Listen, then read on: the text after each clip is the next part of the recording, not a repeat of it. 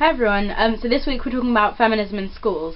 I'm afraid I'm going to be a bit negative this week, sorry, but I think as someone who wants to become a teacher myself, I can't at the moment see how realistic teaching feminism can be. I mean, just look at all of the fuss that has happened around, like, surrounding sex education and religious studies, for example. Whilst feminism has the sort of the negative connotations that it does today, I just can't see it happening. I also think we've got to take other sort of intersections into account. For like classism, for example, I think education is always going to suffer in schools that are predominantly in working class areas and they have less money thrown at them, so adding new things to the curriculum is always more difficult for them as they have to spend money on resources and so on and so forth, and you know, that is just going to be a really difficult thing.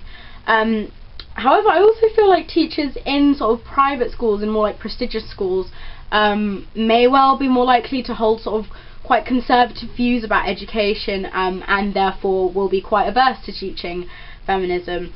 So I see problems sort of on both ends there. Aside from that, really, Holly, Ray and Becca kind of said a lot of what I wanted to say in my video, and their videos are great and you should absolutely go and watch them. So I think because they kind of covered a lot of what I wanted to say, I'm gonna, instead of talking about like whether or not feminism should be taught in schools, or you know, what the practicalities of it might be, I'm gonna sort of just talk about my own experiences in the sort of the education system and where I think I really needed feminism in schools. From primary school, we were forced to, you know, stand in the separate lines, boy line and girl line. Everything was divided by gender, boy, and it just kind of felt like everything that was happening in primary school was just separating us. There was a massive panic, like, in our school. I remember when us girls wanted to start playing football, and that was a massive big deal, or like, you know, and I remember when we got our first ever sexual education lesson, which was dire, and that, you know, consisted of us watching some really surreal cartoons, and it was all completely heteronormative, only addressed heterosexual issues, and the issues of conception, it was all just very biological. You know, this was at a time where I was really struggling with what the hell could it mean that, you know, I fancied boys but I had the same feelings towards girls as well. And so, you know, that was, I could have really done with feminism then. I really could have.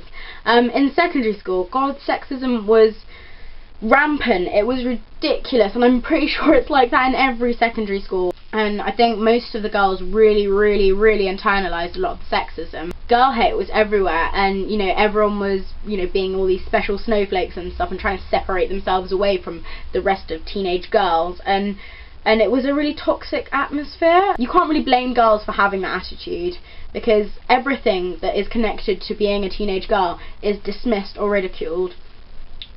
People don't want to be compared to the teenage girl. The teenage girl is hated. Teenage girls hate themselves. Like, you know, if you listen to a certain kind of music, or if you're like, express your emotions in a certain kind of way, if you self-harm, you write diaries, that, all those kind of activities, they're sort of laughed at and ridiculed because they're associated with being a teenage girl. You know, even just things like being, you know, cripplingly self-conscious or overtly concerned with our appearance, that's considered like a teenage girl thing, and therefore it's ridiculous, it's stupid, it's not relevant or legitimate. And, you know, what we needed at that age was legitimization and respect and support, but all we got was dismissal and, oh, such a teenage girl. Like, our behaviours were coded as cliche but were never actually dealt with. I think that's a really important thing. Something that I'd never really realised that much is how sort of vilified the teenage girl is. And like, think about the main reason that people hate like Justin Bieber, for example. It tends to not be because, you know, for the right reasons, that his music is fucking mediocre, or that, you know, he said that people who get pregnant from rape shouldn't get abortions because everything happens for a reason. The reason people hate him is because he's associated with teenage girls. We need to accept that teenage girls can like whatever they want to fucking like, and that doesn't make said thing terrible.